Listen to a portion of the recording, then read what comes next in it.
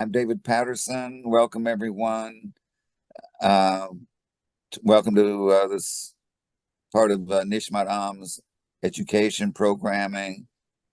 Thanks to our president, Jerry Patterson, uh, who tells me what to do, and I do it. I have a wonderful friend, the congregation's friend, my long-standing friend of around, I don't know, 25 years or so, Elliot Chodoff. Major Elliot Chodoff, who's a political military analyst who specializes in the Middle East conflict, terrorism. He has published and presented papers on terrorism, situation in the Middle East. He's a regular commentator on news channels, including I-24, particularly. His articles have appeared in the Washington Times, National Post of Canada, National Review, Front Page Magazine, numerous other journals. He has served in Gush Katif during the Gaza disengagement in 2005 because of his familiarity with Gaza, with the region. He was called back from the reserves, 6 or so months ago. In October. In October, and you were there for what, a couple of months? Okay. And yet again, because he knows the lay of that land probably better than just about anyone. And he's been involved in many other operations with the IDF. In addition, Elliot is a teacher and a scholar. He's been a professor at high school university. I had the pleasure of hosting him at the University of Memphis when he was the Born Bloom Lemsky visiting scholar. And of course, he is perhaps the most knowledgeable tour guide to explain what Israel is, what you're looking at when you travel through Israel. So I could say a lot more, but I think we're here to listen to Elliot. So if you have questions, please post them to me, text them to me through the chat, and I'm going to turn it over to Elliot. Go ahead. Thank you, David. All right, what I want to do in the 35 or so minutes that I have is give a quick rundown of where we are today, this evening in Israel, on the 21st of July. And I say it that way because it was said seriously, although it sounded half jokingly. What was true yesterday is not necessarily true today anymore, and what's true tonight may be very, very different tomorrow morning. So I'll give you the best snapshot with a bit of analysis that I can, but I'll tell you in advance, don't save the questions of what's going to be next month, because we don't know what's going to be by the end of the week. I'm going to break it down into a number of different categories. I'm going to start with Gaza and Hamas. I'll talk after that about Hezbollah in the north.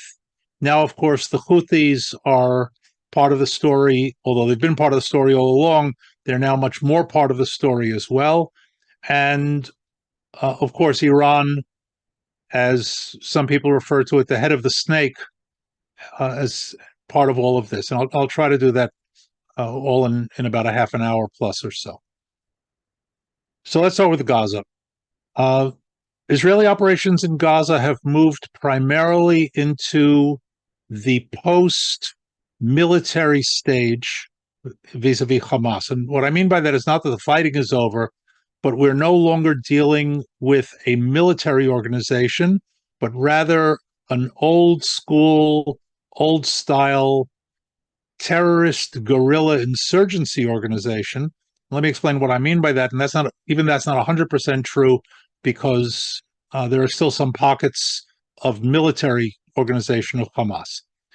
When the war started on October 7th, when Hamas launched its murderous attack on Israel, Hamas was organized in military form across Gaza in something like 27 battalions. in 3 large brigades. Some argue 4, and again, it's kind of a loose knit, but 27 battalions. Once Israel began the maneuver phase of the war, in other words, we actually went in physically into Gaza, the first phase of that operation was to destroy their military organization.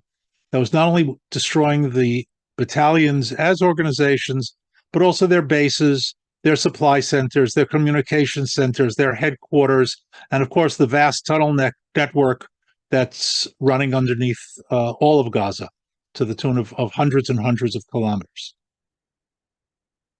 As of now, we have smashed all but something like 3 of the 27 battalions. The last one is operating still in Rafiah, although it's been somewhat degraded. Another one in Dir al-Balach, which has not yet been degraded, and one in Nuseirat, which has been degraded. So from 27, we're down to about, let's call it 3, slightly less. Now, that's not the end of the story, because destroying a battalion doesn't mean killing every last terrorist. As a matter of fact, we announced, and I take this with something of a grain of salt, I think that the number has value, but it's not absolutely accurate, that of Hamas's initial 30,000 armed members, we have killed something on the order of 17,000 of them. Now, if we've killed 17,000, we've certainly wounded many thousands more, and I mean seriously wounded, not lightly wounded. So we've done a serious degradation. But even if we take that speculatively and have eliminated or neutralized 25,000 out of 30,000, and not counting those who they might have recruited, which they may have added some to their numbers, but not too much to their quality and skills, there are still 5,000 terrorists running around somewhere in Gaza. And that's not a trivial number. What they've done as a result is shift from direct confrontation with IDF troops. They've gone underground, literally, not just figuratively, and they will pop up as the opportunity presents itself, fire an anti-tank missile, snipe at an Israeli soldier, fire some rockets, and the like. In other words, we've reduced Hamas to where it once was some 20 years ago. That still makes them dangerous, but nowhere on the scale that they were in October 2023. So here, when the U.S. administration blithely says Hamas no longer has the capability to launch an attack like they did on October 7th, they're right, but that statement is irrelevant. Hamas can rebuild itself if it has to, if it's given the opportunity. So we're at the phase now, and we just finished 2 operations, one in Shajaiya neighborhood of Gaza City, another in the Sabra neighborhood of Gaza City. Very successful, because what we're doing is pulling out, and I think that this bears a bit of explanation. Having destroyed their military capability and their established bases, there's no reason for the Israeli military to stay in those neighborhoods, because at that point, we will have lost the initiative, we become the targets, and all we're going to see are increased casualties. So the IDF pulls its forces out of those areas, and that serves 2 positive goals. One is that it makes the Israeli troops less vulnerable to all sorts of guerrilla-type activity. And the other is that Hamas must move back into those neighborhoods in order to regain control. Moving back into those neighborhoods turns them into targets and allows for Israeli operations to go in and do even more damage to them. And it's important to emphasize here that when the Israeli military pulls out of Gaza, it's not the same thing as the Americans pulling out of Afghanistan. We're not pulling our troops 10,000 miles away. We're pulling them 3 miles away. So we're still very much in striking distance. That's on the broad base. And the most recent operation in the Sabra neighborhood was, I think, a very good one. Hamas moved back into the neighborhood. Their original bases no longer existed, so they took over an UNRWA school and facilities. The IDF moved in and surrounded them. They couldn't get out because the tunnels that they would have used to escape we destroyed in our first operations in the neighborhood. So they were essentially trapped there and ultimately wiped out, either killed or captured. So there's an element here also of the gift that keeps on giving. In other words, success leads to success. They can't back down, and this is to us a great advantage. They have to come back out. They have to come back into the open. They have to try to reestablish themselves, and that just makes them more vulnerable to Israeli attacks. This is not going to be a short operation that can be measured in days and weeks. I think we're going to be dealing with these characters for some time to come. But keeping up that pressure and the continuation of these operations is critically important in ultimately destroying Hamas as a threat to Israel. In addition, as all of this goes on, the IDF continues to go after Hamas leaders. I will not use the term assassination. They're not being assassinated. These are legitimate military targets who are being eliminated. And most recently, last week, Mohammed Def, or his real name is Mohammed al-Masri, the number 2 in Hamas and the head of their military wing. He was probably operationally the most important person in Hamas, even more so than Yahya Sinwar. Sinwar has a certain political power. He's got an authority. He certainly needs to be taken out. But Def is the guy who turned Hamas from a ragtag terrorist organization into the terrorist army that we saw on October 7th. He survived 7 attempts by Israel to eliminate him. And although we won't say with absolute certainty confirmed that we got him, we got him. He was visiting a friend of his who was the brigade commander of the Khan Yunis Hamas brigade. He was in a building and we knew where he was and where it was. We launched a massive but precision bomb strike against him and against them. His friend was killed. His bodyguards were killed. Everybody in the vicinity was killed. Hamas is not admitting that he was killed. Whether there was any body, as in anything left of him after the strike, is an open question. But all the indicators are, and more information is coming in, that he was eliminated. Taking out Def is more than symbolic.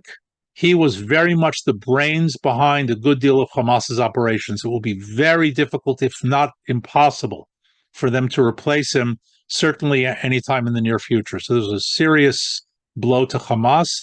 His deputy, Marwan Issa, was taken out by us a couple of months ago. In other words, the top leadership is beginning to be physically degraded by elimination. And Sinwar, the head of Hamas, knowing that he's at the top of the list, is basically cutting off contact with the world, which makes it kind of difficult for him to run things. In other words, there's a secondary benefit to this, that the leadership is now scurrying for cover, not using their cell phones, not using regular communications.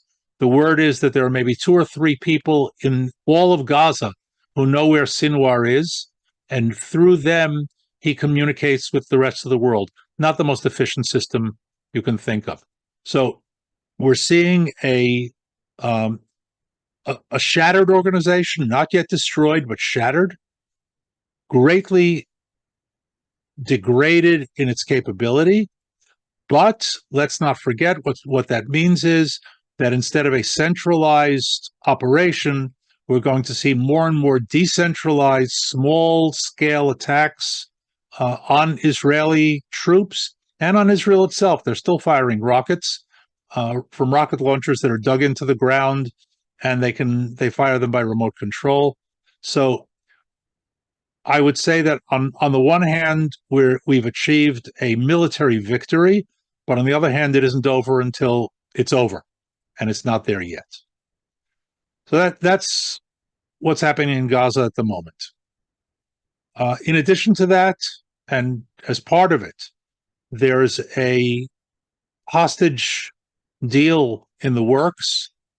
Hamas is zigging and zagging. Interestingly enough, and not surprisingly, they haven't changed their demands since the beginning of the war. In other words, all of the negotiations have been over how close Israel will come to giving in to Hamas's demands. There's no mutual compromise here. Hamas says, this is what we want, and we're not moving until we get it. And Israel says, well, we're not going to give you that, but we'll give you this. And Hamas says, okay, we'll take this, but we still want that. And it's been shaving back and forth, and we're really down to the wire on it, I think. Here I'm going to say some things that are my estimation. You can quote me, but I generally don't say these things in public. I would be very surprised if there are more than 50 hostages still alive. And I know for a fact from internal information that Sinwar has absolutely no intention of releasing all of them under any circumstances. They are his insurance policy. So what I think we're looking at in the best of circumstances is the possibility of a phase one deal that will be associated with an Israeli ceasefire, the release of, Hamas is talking about releasing 30 hostages, dead and alive. So here I think that if we get 15 live hostages out, it will be positive. I hate to say it in those terms, but it's the best we can hope for. The second phase, they want a full withdrawal and basically a Hamas victory, and then they'll negotiate over who they're going to release and who they're not going to release. I would be shocked if a deal is agreed to that goes into the second phase. I would not be shocked if we agree to a deal and we go into the first phase. But it's Hamas. They have their own calculations. Sinwar, who's actually calling the shots, is a true believer. He's willing to fight to the last drop of everybody's blood, including his own. And under those circumstances, it's very, very difficult to make normal negotiation kind of conclusions that you would normally make under these kinds of circumstances. So we have a team that's going to be going this week to negotiate. Netanyahu has given them the okay before he leaves he's leaving for the U.S. But it's still a way to go. And American statements that we're on the last phase and we're in the home stretch, I think was Blinken's term. The Americans have absolutely no idea how to negotiate in the Middle East. I don't know if they know how to negotiate anywhere else, but certainly not in the Middle East. So I'm going to leave that one open as a wait and see, and we'll hope for the best. Up here in the north, in my neighborhood, we've basically given Hezbollah the green light to utterly destroy northern Israel, which they are merrily doing. The 90+ thousand Israelis who were evacuated from their homes in the aftermath of October 7th along the northern border are still evacuated. Their towns, villages, kibbutzim, moshavim are being systematically destroyed by Hezbollah. Houses, this is stuff that's not making it into the news. And even if you're following, if you have the Red Alert app and all sorts of the alert apps and trying to keep track of what's going on, I will tell you that much of the destruction along the border is not being done by rockets that trigger the Red Alert. It's being done by anti-tank missiles, which do not trigger alerts, and by low trajectory, short-range rockets that also don't trigger the alerts. So far more damage is being done, and drones, which sometimes do and sometimes don't. Far more damage is being done than is being reported. Today, a kindergarten in Kibbutz Chanita was hit. Of course, it's evacuated. Nobody was there. The building was hit. A school in Kibbutz Dafna was hit. Again, evacuated, but the school building was hit. But while all this is going on, Hezbollah is also gradually pushing the edge of the red line. And over the past few days, they've been striking into towns that are not evacuated. In other words, the likelihood of what I call the nursery school scenario, meaning that a rocket inadvertently, not by targeting, falls into a nursery school or a summer camp or hits a bus filled with children is going up on a daily basis. And here I say this with great criticism and echoing the voices of many of us in the North. The government is basically ignoring what's happening in the North and is playing patty cake, essentially, with Hezbollah. They blast the towns of the North, and we knock out a couple of buildings in a village in South Lebanon. They don't care about that. We take out a terrorist here and a terrorist there, and that bothers them a bit, but that's not stopping. And in the meantime, we have a reasonably well devastated, by the way, Banyas Nature Reserve burned yesterday. And again, the damage is indescribable. I will add to that just a bit of tactical background before I move on to the Houthis in Yemen, and that is that we are very, very quickly reaching the time limits of a ground offensive, given that we weren't going to start one unnecessarily before the end of the rainy season, which was June. We are now beginning to move toward the rainy season of September and October. In other words, an operation that begins in August is on a very, very short timetable. Before the rains begin, the ground becomes muddy, and armored operations are greatly hampered by the weather. And here, with all due respect to high tech and drones and missiles and lasers and schmazers and all of that, ultimately, it's about tanks and armored personnel carriers on tracks, and they will be churning up the roads. And once the rain begins and the mud comes in, they get bogged down, and there's nothing you can do about it. And that goes back the better part of a century in terms of the history of armored warfare. So there are all sorts of rumors, and I listen to them and believe none of them, but those who are saying that Netanyahu is waiting for Trump to come into office, what they're saying is that we are going to leave Hezbollah to do the damage that it's been doing until June 2025. Think about that when you hear those kind of rumors. Moving right along, our friends in Yemen struck Tel Aviv the other day with a drone. They killed a resident of Tel Aviv.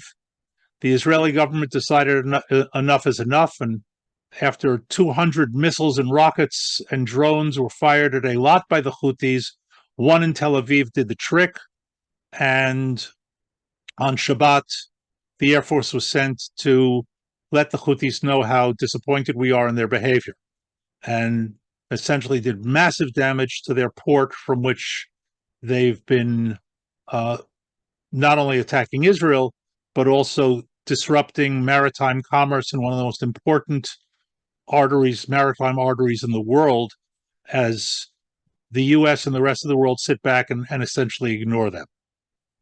For all intents and purposes, the Houthis have closed the Suez Canal by blocking the Straits of Bab el-Mandeb and the entrance to the Red Sea, something that anybody who knows anything about global strategy knew that the Iranians were planning on doing now for years. And people, I know David and Jerry have heard me say this now for quite a number of years, that the Iranian goal in Yemen is to control and block the maritime routes to the Suez Canal. Well, here they are. They're doing it. They've been doing it for well over 6 months, and the world has essentially tolerated.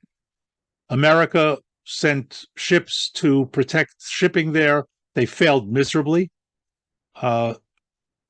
Counterstrikes involving taking out a radar station here and a launching pad there and shooting down a drone here and a missile there are a total waste of time. And the Houthis have been laughing all the way to the next missile launch. This time, the Israeli Air Force sent a squadron of bombers, destroyed part of the port, oil refineries, gasoline storage, created a fireball that, as far as I could tell from the last reports I read, is still burning, and sent a very clear message: we're not going to tolerate this. I don't believe that's going to make much of a difference, but it puts them on notice, and it puts the world on notice that the next time around, this may look like a small strike as a retaliation. The next one may be much more serious. This was kind of a test run, and it also, I think, put a number of countries, the enemies don't matter because they don't care, but a number of countries around the world on notice that Israel is willing and capable of inflicting massive damage if it wants to, and this is just sort of the appetizer. We have much more capability than that. Also very important in this messaging, the Houthis, the target of the Houthis, the port that we hit, is 200 kilometers further from Israel than Tehran. So if the Iranians were perhaps thinking that Israel does not have the capability to reach them with a massive airstrike, they're probably understanding now that that's not the case. And that brings us to the Iranians who are behind it all, and I'll wrap this up in about 5 minutes and give you a chance to ask questions. Clearly, Iran is behind all of this. They're the strategic thinking behind it. They're the ones who are guiding Hezbollah in at what limit it could reach and how it can stretch the limits as it strikes against Israel. Iran has grand strategic vision, and I'll repeat something I've said many times. People don't seem to remember. The Persians invented chess. These people understand strategy. The fact that they wear turbans and say goofy stuff and call for death to America and all of that does not alter the fact that they are thinkers, they are planners, and they know what they're doing. And while all of this is going on, the United States announced a few days ago, the State Department, that Iran is apparently less than 2 weeks away from nuclear breakout capability. In other words, having sufficient nuclear material to create nuclear bombs. So I'll wrap up by saying a lot of what we're seeing now, including the gradual escalation by Hezbollah, including the significant escalation by the Houthis, is in most probability also to divert and cover as Iran goes into its home stretch run to get nuclear material and have it and be able to declare, we are a potential nuclear power, don't you dare touch us. So that's where we're sitting at the moment. Not terribly encouraging, but not much since October 7th has been super encouraging. Israel's holding its own. Its capabilities are still there. It's still strong. I have more than my share of criticism of Israeli strategic thinking and Israeli management, but the bottom line is that the IDF has been doing an outstanding job overall in dealing with the enemies and the threats around us. So on that happy note, I will stop here and field any questions if you have them. Thank you, Elliot.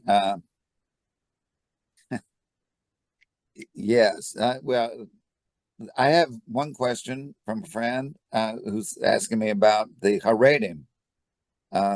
Do the Haredim volunteer, or are there many in the IDF? Is this call up of Haredim going to be very disruptive? I mean, what's your take on that? Okay, so first of all, the term Haredim is too broad and imprecise for any sort of serious analytical discussion, because the answer to all of those questions is yes and no. And you know, I'm not trying to evade the question. Yes, there are Haredim who serve, and by the way, they don't volunteer. They just don't They don't activate their exemption. Okay, here let's make a distinction. Arab citizens of Israel, I'm not talking about the Druze, and I'm not talking about the Circassians, but the Arab citizens of Israel, including the Bedouin, are not obligated to serve. They are exempt. Right. They can volunteer. Haredim have to apply for their exemption. So a Haredi who doesn't apply for his exemption is inducted just like everybody else. All right, so it's not volunteering in the same sense. Right. Okay. So yes, there are Haredim who serve. I have Haredi colleagues who serve, who are officers. Some of them are combat officers. They come from various branches of the Haredi community. And here again, if you loosely, and this is very loose and imprecise, if you put the Haredi community as everything from Chabad to Neturei Karta, you understand the meaningless of the term Haredi. Yeah. Yeah. Okay. There are communities that are viciously opposed. There are communities that are mildly opposed. There are communities that say, don't go, but if you go, it's your business, etc. It's a very, very segmented group, each with its own sort of local leadership, local allegiances within the communities, and so on and so forth. Apparently, 1,000 call-up notices are going to go out this week. And I'm not going to predict an outcome. Certainly some of those who receive them will refuse to appear, and they are liable for arrest and ultimately prosecution and ultimately imprisonment, which is what happens to any Israeli who refuses to come for their call-up. Not instantaneously. The system, it's not a militarized system where you don't show up and 2 days later they knock on your door, but that's ultimately where it ends up if you continue to refuse. I imagine some will go, and there'll be a middle group, and they're the ones who concern me the most, the ones who might have gone but won't because of social pressure, community pressure, and the like. In other words, battle lines are being drawn. They're political. And this is old news as far as I'm concerned. The Haredi community and the anti-religious, I'm talking about politically now, the Haredi political community and the anti-religious political community have a symbiotic relationship where each one argues to their own constituents that they are protecting them against the depredations of the other side. Right. So there's a lot going on there that doesn't fall into, I would say, normal national rationality. It falls into the subcategory of partisan political rationality. Of course, America's unfamiliar with that because you don't have anything resembling that in the United States today. Okay. Well, this will be interesting to see if the conscription here will heal any attitudes or wounds toward the religious Jews. Of course, the word religious Jew is even more vague than Haredi.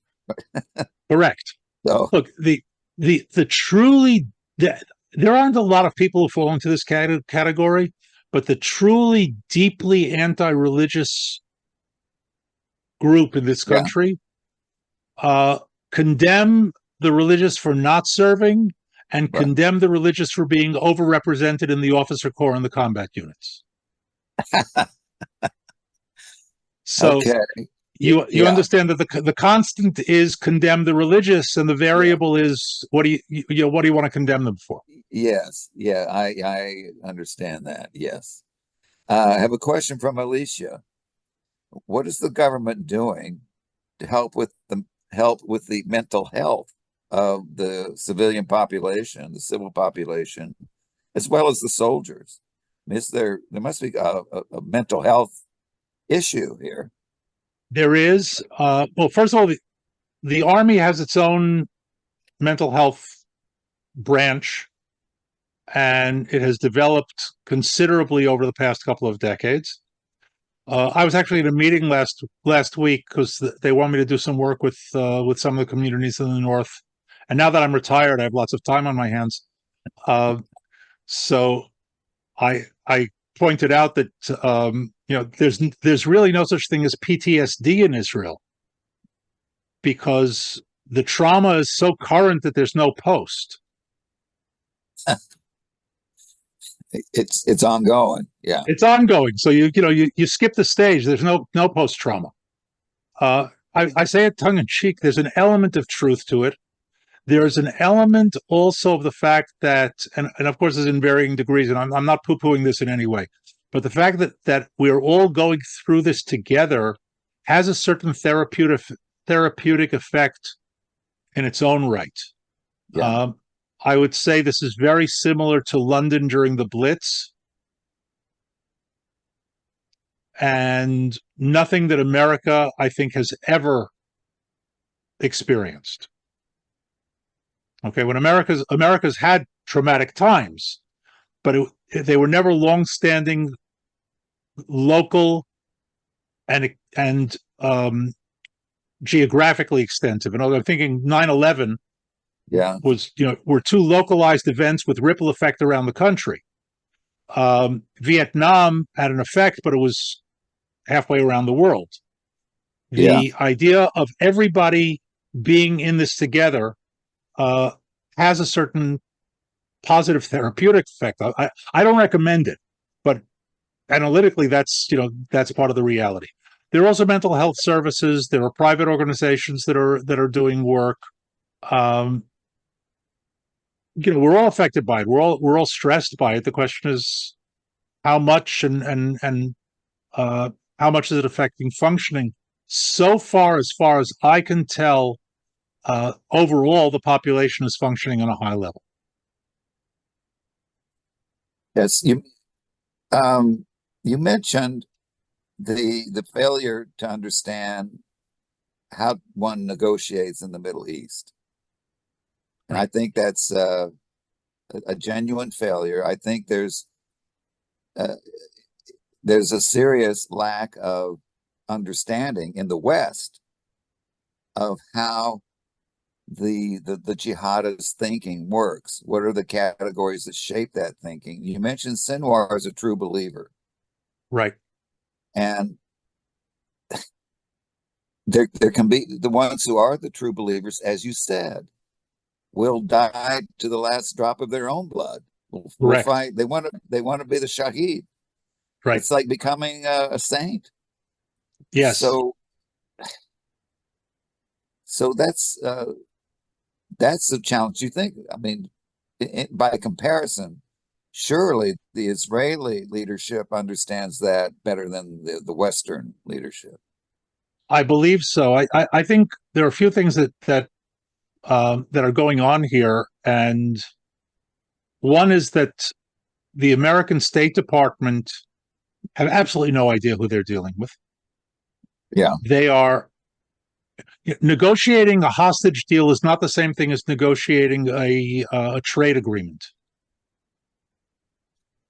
Yeah, and negotiating a hostage deal with a terrorist organization that started this out with the atrocities, and we all know what I'm talking about, so I'm not going to go into it in graphic detail, but the atrocities of the 7th, followed by the atrocities they continue to commit against the hostages.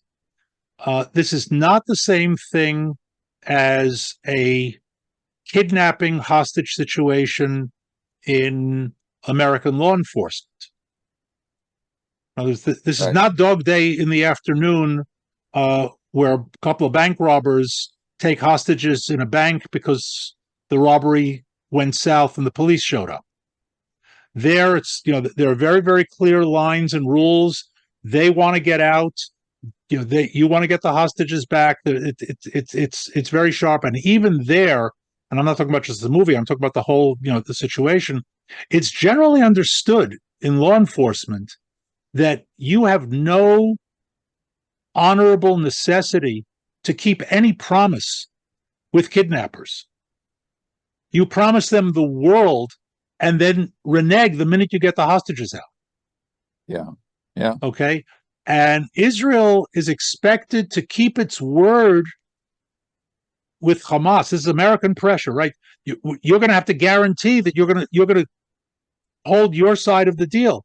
It's like, are you kidding me? Do you not get it? That's on that Yeah. level. Second, this is not a deal about exchanging hostages for prisoners. This is a deal about exchanging hostages for a Hamas victory and allowing them to rebuild and do it all over again in 2, 3, 4, 5 years. And I mentioned this in an interview a couple of weeks ago on one of the news shows. They said, well, Hamas wants the end of the war. I said, no, they don't. Hamas doesn't want the end of the war. For Hamas, the end of the war is the destruction of Israel. They want the end of the Israeli offensive so they can continue the war. Let's be precise in our thinking and terminology. Yes. Well, that's why they won't allow the return of the so-called refugees from the Nakba, right? From 48. That's right. And that's why no one will take them. If they take them in, then that war and is it's over. The war that's right. has never come to an end. Correct. And this idea, again, Blinken said something a few weeks ago. He said, well, if we don't have a plan to place someone in administration of Gaza on the day after, then Hamas will come back and take over again. It's like, no. If Hamas can come back and take over again, that's not the day after. Yes. Well, let me, in connection with waging the war, I have a question from the president of the congregation. Is the U.S. still withholding weapons from Israel? And if so, how big a problem is that? That's an excellent question. The U.S. is withholding very little.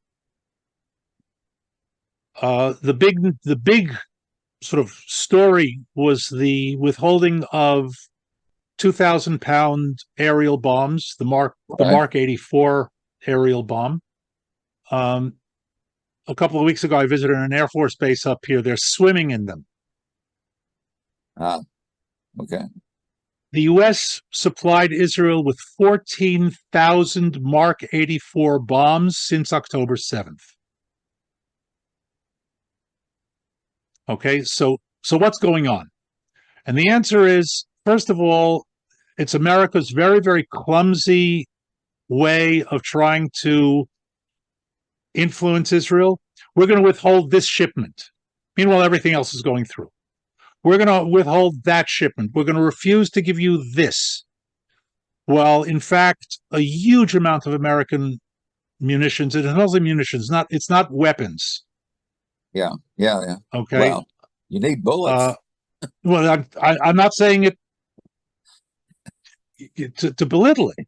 Yeah. You need bullets. You need bullets and tank shells and aerial bombs. And by the way, along with the Mark 84 come the kits that turn them from dumb bombs into smart bombs with laser guidance and GPS guidance. And there's a lot here that doesn't make it into the general reporting. The bomb itself is just a piece of steel with 2,000 pounds of high explosive in it. But it actually looks like a big bullet. What you see as a bomb is the kit that includes the fins, the tail, the guidance system, if there is one. That's the whole package. The biggest danger, as far as I'm concerned, is not the withholding, it's the statements. In other words, every time America makes a declaration, we're withholding this, and we're stopping Israel from that, and we've told them not to do this, and we're slowing them down from that, gives Sinwar and friends more oxygen, more of a belief that, hey, we can hold out. All we have to do is wait until America cuts them off. The U.S. has made this mistake numerous times over the past few months, and it's cost. And by the way, I think it's also part of what's making the hostage deal take as long as it has, because Sinwar is sitting there and saying, "What do I have to make a deal for? the Americans are just going to cut them off.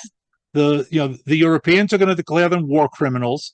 They're going to start arresting Netanyahu and Israeli officers, and all we have to do is sit here and hold out a little bit longer. Yeah. Sounds vaguely like a certain Führer. Well, it's in April 45. The Havdio, the Führer once said, "What I'm only doing to the Jews what the world wants to see done, but they don't have the nerve to do it themselves." For sure, right? But right. So, but remember that when Roosevelt died, they were sure that was the miracle that was going to cause the alliance to break and give Germany a victory. Yeah. When did Roosevelt die? In March, the end of March. Yeah. Okay. But that kind of fantastic, phantasmagoric optimism wasn't unique to Hitler. Sinwar is going through the exact same thing. The question is whether he's right or not, and that time will tell. I have another question. Is there a way people can send messages to IDF soldiers to let them know they're being supported? That they speaking of supporting through organizations like FIDF, Friends of the IDF. Yeah. I mean, if you don't know a soldier personally, you can't exactly send a letter. Dear Israeli soldier, IDF Israel. But the Friends of IDF will see to it that gets through. If they don't see to it themselves, they'll know how to do it. Oh, okay. They'll have the technical know-how. You mentioned that just minutes before you came on, there was breaking news that Biden has dropped out of the race. Mm-hmm. I mean, what comes next is I don't do prophecy. Anybody's guess. But do you have any thoughts or willing to comment on which party would be better for Israel? Or you don't want to go near that? Look, on the face of it, the Republican Party is showing much stronger support. But I'm going to throw and the Democratic Party obviously has its divide between its progressives, and the mainstream. But I'm going to throw a couple of caveats into that because I don't want it to sound unequivocal. It's cheap and easier for the Republicans to be pro-Israel. They're not in power. Yeah. Okay. So now that doesn't mean they won't do it when they are in power, but I can't predict based on what they're saying when they're not in power, say with certainty they're going to behave the same way when they are in power. That's one. The other thing, as far as the progressives are concerned, the defeat of Jamal Bowman in the primaries in New York show that, at least in some Democratic constituencies, being a radical anti-Israel, anti-Semite doesn't get you reelected within the party. Remember, his loss was a primary loss. It wasn't a Republican Democratic loss.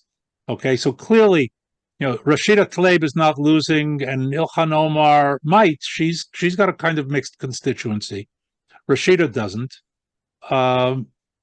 So I think there we also get a question: how much does the party allow its progressive wing to be the tail that wags the dog? And those are questions we'll have much better answers for in a few months than right now, because up until now they've given them disproportionate say in power, but that doesn't mean the constituency necessarily likes it. So there's a dynamic there that I would keep an eye on. So just to recap, snapshot at the moment, the Republicans are more solidly pro-Israel as a party, but I would be a little cautious in predicting that as a flat forward outcome. Yes. Well, they did have parents of hostages appear at the convention. Absolutely. And they cheered them, and they booed anti-Semitism. Shabbos Kestenbaum. Kestenbaum was great. He was about great. Harvard. But look, him being great doesn't interest me as much as the response to him from the audience, which was great. Okay, from the audience, but you have commentators criticizing the parents for not bemoaning what's happening to the You mean the people of Washington Gaza. Post? Yeah, yeah, Okay, so don't get me started on the American news media, because you know me better than that, and we don't have all night. Uh, but the news media has any relationship between their reporting and truth is totally random and coincidental. They've long stopped being news reporters and have become cheerleaders. And I'm talking about all of them. And I have no respect for any of them, the mainstream news, which is one of the reasons I started a podcast. Here's where I give my pitch. yeah. Uh, Okay, you started it. yeah, it's called Conflict Uncovered. There are 3 episodes out already. I'll be doing another one tomorrow, the next day. Okay, I'll be happy to send you the link, and you can disseminate to everyone. conflict uncovered. Yeah, send that to me, and we'll send it out to the congregation. Okay, absolutely. Um, Uh, but reporting is lousy, and the details are horrendous, and they've always been. So yeah, Washington Post coming out and referring to the soldier, the parents, the son of the parents who were there. He's been missing since October 7th. He's not missing. We know exactly where he is. he's not missing. Yeah. But that's the kind of terminology that goes back decades. This is nothing new. Oh, the language is decisive. It's crucial. You know, Time magazine back in the day in 1977 reporting the election of Menachem Begin, and to make sure that their readers didn't mispronounce his name, they put in parentheses rhymes with Fagin.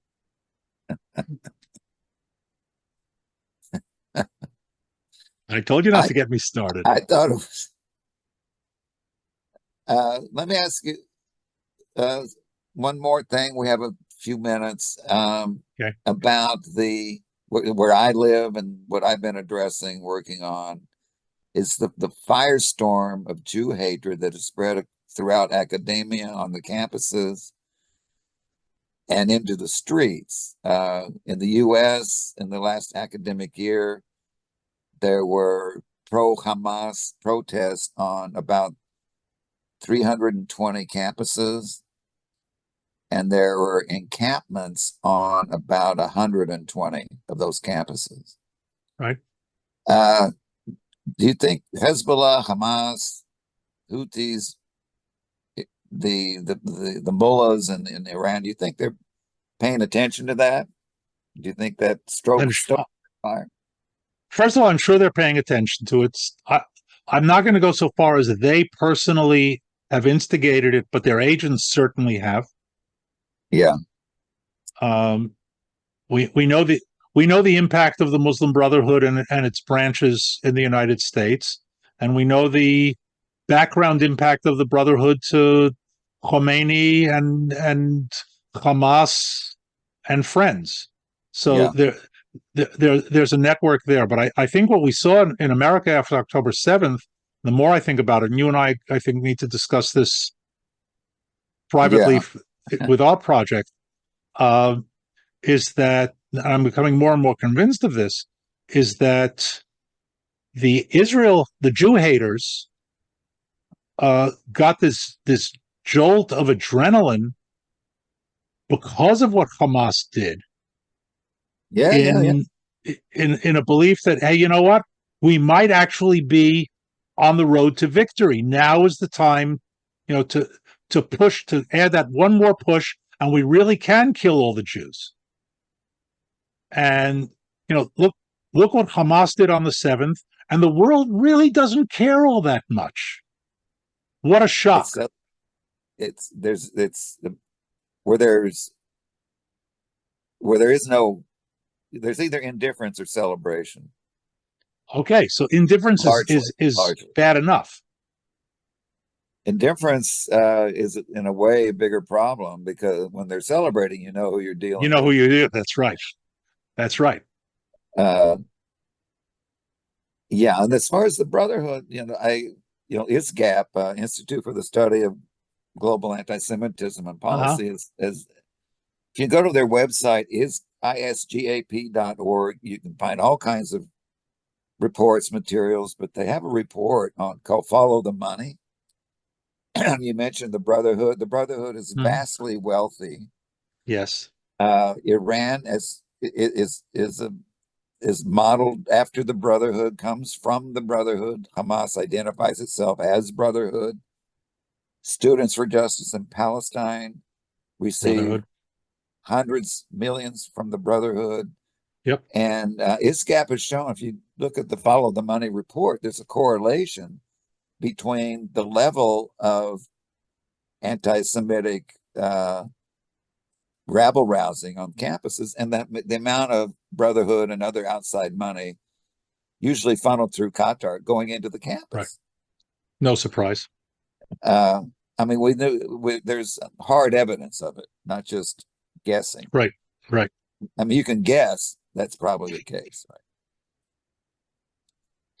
So, any last quick question for Major Chodoff? Uh,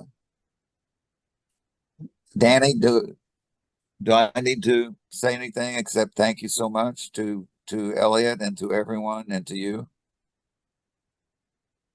Can I thank Ellen? Yes. Look, I'm going to say thank you so much, Elliot. It's always an honor to learn from you. And Jerry wants to say a word of thanks as well. Here's Jerry. Elliot, on behalf of everybody who had the opportunity to be here today, and I know that quite a few people who can't be here today are eagerly looking forward to the recording, which will be made available during the week. So I want to thank you so much for taking the time and My pleasure sharing as always. your expertise with us. We greatly appreciate it, and we all just wish you, your family, your neighbors, your country the very best, and we pray for you and long for peace, whatever that Amen. means. It should only come speedily. Thank you. So thank you so much Amen. for being with us today, and we look forward to hearing from you again in the future. Just take care. Absolutely. Well.